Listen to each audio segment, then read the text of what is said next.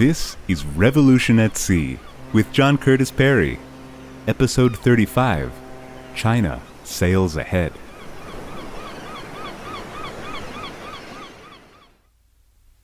Way back, at the beginning of our voyage, we saw that China long ago briefly led the world on the sea.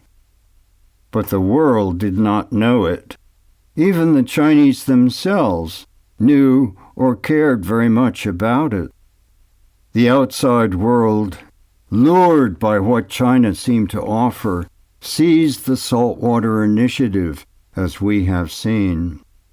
As the People's Republic of China, PRC, began to undergo massive internal reorganization and consolidation, it began with Mao, the pilot of the revolution, dubbed the Great Helmsman. But Mao, who loved to swim, did not direct his eye seaward. He died, still in power, in 1976. 2 years later, by 1978, Deng Xiaoping had emerged as paramount leader. That little fellow, as Mao called him, counters the argument that the world belongs to the tall. Deng ultimately would create a legacy greater than Mao's, for it was constructive rather than destructive. Although a politician, not an economist, Deng is identified with big economic change, a manager of events, not a thinker. He revealed no special vision and liked to think of himself as simply a pragmatist. Referring to ideology, his frequently quoted aphorism was, "It doesn't matter what color a cat is, so long as it catches mice." Deng focused on opening the nation to the outside world, to get money and knowledge, investment and technology. He began to allow investment by the overseas Chinese community, even beyond Taiwan. He saw China's backwardness as due to closing its door to the outside. He felt that China could not rebuild without such interaction. Implicitly, he criticized Mao's wanting to go it alone. Deng will be remembered for the economic revolution he initiated. It would benefit not only China, but the world economy as well. His mantra, "To get rich is glorious," captivated the crowd, and peasant farmers responded enthusiastically. "Mao led us to stand up. Deng led us to eat." And we Americans could cheaply buy our underwear and iPhone assembly. China's present, as well as China's past, reflects many Chinas. China is like Europe, linguistically and geographically split. The coastal versus the interior is one such division.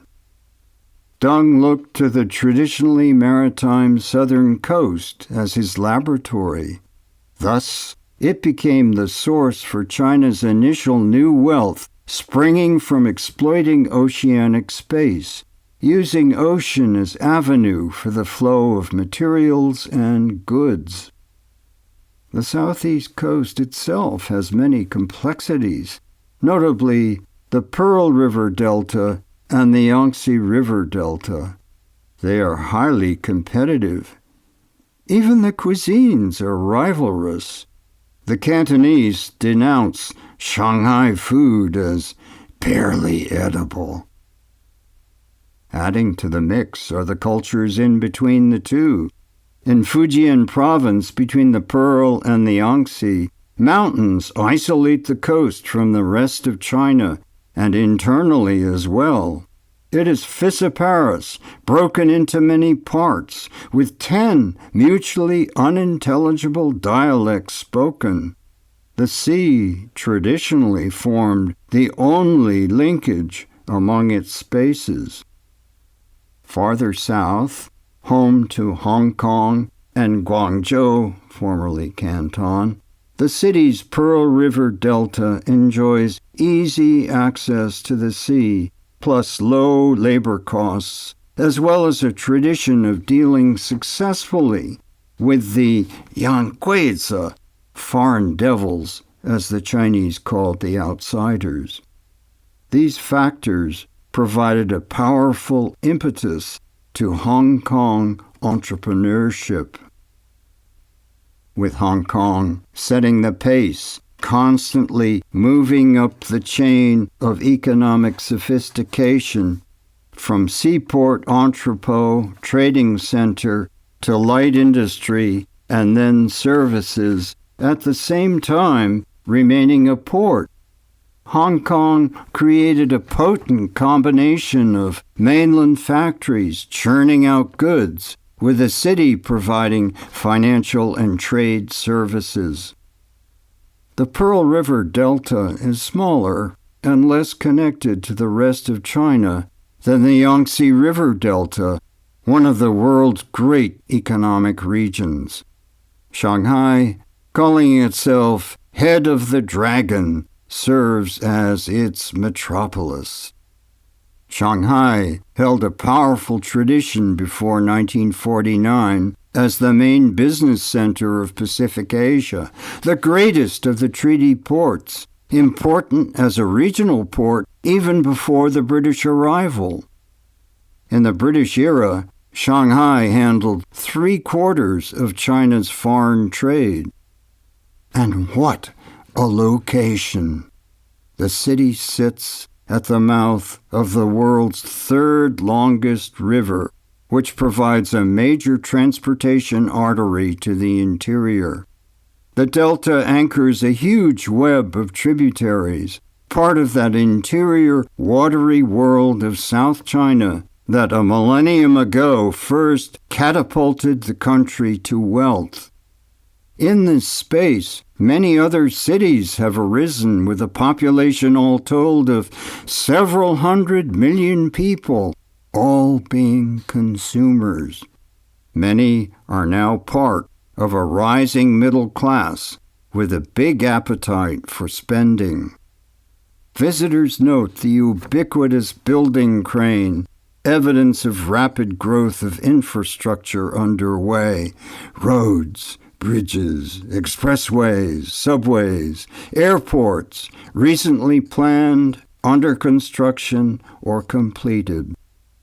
Nearby, on the delta, Yangshan is now the world's largest deep-water port, connected by a 6-lane, 35-kilometer bridge, one of the world's longest. Some say it's unusable in wind and fog, but it adds greatly to traffic capacity as a connector to the port. The traditional port on the Huangpu River at Shanghai's center is too narrow and congested for large ships. But unlike the Hudson, for a long time you could still hear the sound of boat whistles rising from the river. More than 50% of Shanghai's economy is services, but industry is important as well. Automobiles, petrochemicals, and shipbuilding, with the world's largest yard. Upriver, secondary history is most important, turning out textiles, computer chips, pharmaceuticals. Shanghai carries a legacy of cultural cosmopolitanism that Mao's China did not entirely smother. A stroll down the Bund shows some of the pre-1949 physical monuments, with the customs house, banks, clubs, hotels, now increasingly overwhelmed by a forest of gleaming skyscrapers. Now, Shanghai is a magnet for the rest of China, which gives it domestic diversity, People flock from all over the countryside to reach for new opportunities in the city. Singapore's Lee Kuan Yew once remarked, "If you look at London, Shanghai, and New York, the people who make the place sparkle, that give it that zest, the scintillating brilliance, were not born there." Shanghai, urban and increasingly urbane, hopes to recapture the 1920s heyday of sophistication and carry it into the international realm as never before. Shanghai may now be the engine of China's economic growth, its major seaport and center for export-oriented manufacturing. But the Chinese want it to become a financial capital as well.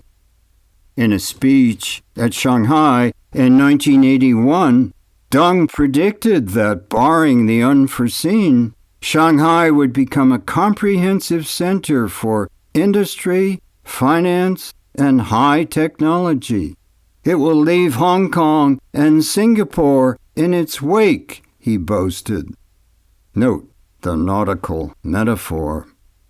But factional politics may determine the outcome. The economic may not prevail. Beijing, with its political heft, is also in the running. Government remains the prime mover in the Chinese economic sphere, including the maritime.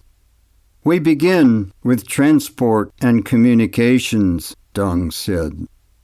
The Chinese seem to understand that logistics are the bedrock of economic development, and because of their authoritarian government, they are able to take quick action to emphasize that development.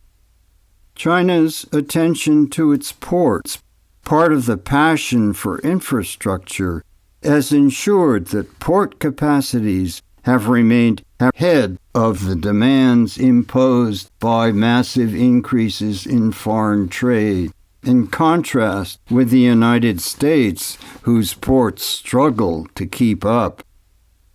In 1979, Deng established special economic zones, which were coastal areas with more liberal laws relating to economic development than the rest of the country. These were intended to be springboards for the new China, places for experimental entry into the world economy. Deng chose sites, he said, mainly for geographical reasons. But treaty ports, too, must have factored into his decision. Two of these new zones, Shantou, Swatow as it used to be known, on the shore of the South China Sea, and Xiamen, formerly Amoy, on the Taiwan Straits, lying just across from Taiwan, are former treaty ports. They are identified with the influence of the Atlantic world and with the Chinese diaspora. They are also places of family origin for many who now live overseas, especially in Southeast Asia, which ties them to the outside world. Zhuhai III pushes against Macau, long a Portuguese colony. Shenzhen IV abuts British Hong Kong. These two were not treaty ports or ports at all. They sprang from green fields prompted by economic opportunity. Take the case of Shenzhen. 40 years ago or so, it was simply duck farms and rice paddies, entirely rural, just across the river, separating it from Hong Kong's new territories. Shenzhen now is a city of more than 12 million people, a sheltered port deep enough for the largest container ships. Its aggregation of anchorages and docks make it a leading global container port, and is home to many factories and close to others churning out consumer goods largely for the American market. Blue jeans, computer screens, and artificial Christmas trees, as well as many other items. This, we can say, is part of Deng's legacy. On March 10th, 1987, a plane took off from Beijing, circled the city, and headed east to what the Chinese press called the vast sea of the motherland, a place not clearly defined, but heading to the Gulf of Bohai with the Yellow Sea and the Pacific beyond.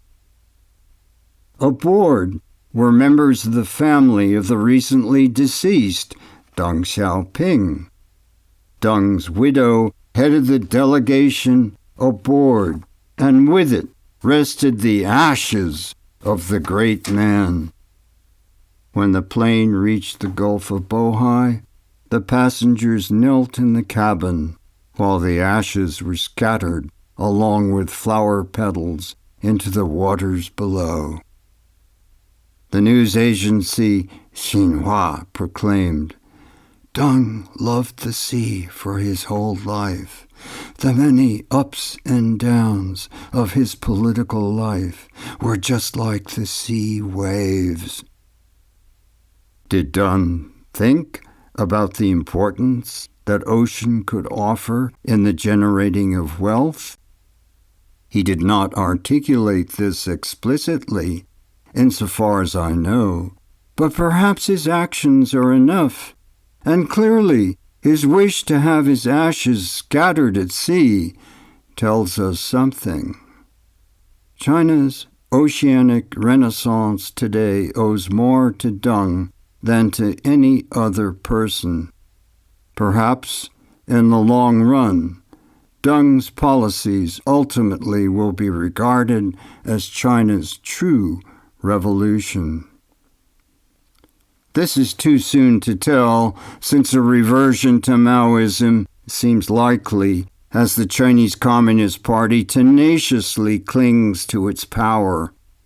What is certain is that China will not revert to a shadowy international importance.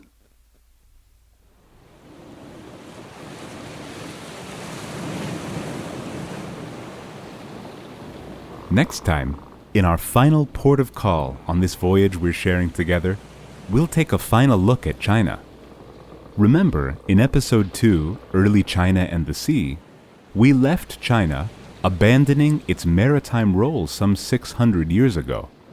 But please recall that China then was the richest and most advanced nation in the world. Now, China is experiencing an oceanic rebirth on a global, not regional scale. This is an extraordinary experience for China, which never before was more than an East Asian power. So, join us next time for Episode 36, China's Oceanic Rebirth. Revolution at Sea is written and spoken by John Curtis Perry, with additional voicing by Jamie Rosenberg. Recording by Charlotte Allard in Gloucester, Massachusetts. Production and distribution by Albert Buisha de Ferre. Goodbye until next time.